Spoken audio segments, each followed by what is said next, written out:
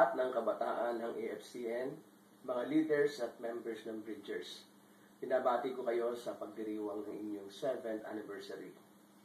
It is exciting how God is working and continuously working among you. I have witnessed how God has been so faithful, and I have seen how you love the Lord and how you are committed to Him. Sa pagkakataong ito, nais kong pasalamatan kayo sa inyong katapatan sa Panginoon at patuloy na pananalangin para sa amin. Ang ating mga tagumpay, ang tagumpay nyo bilang mga kabataan, ang dahilan ng celebration na ito. Nais ko rin encourage kayo sa panahong ito. Ang inyong henerasyon ay nasa crossroad of history.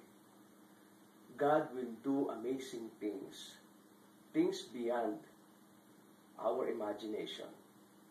I encourage you to be participants of what God will do, sapagkat kayo lamang at ang inyong henerasyon ang binigyan ng Diyos ng ganitong pagkakataon. Sana patuloy kayong maging tapat sa Panginoon.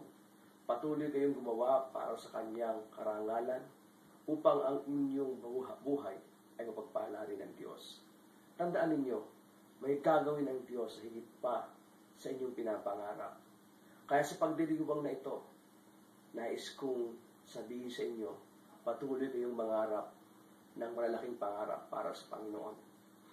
Dream great and grand dreams for God. Pagpalain kayong lahat ng ating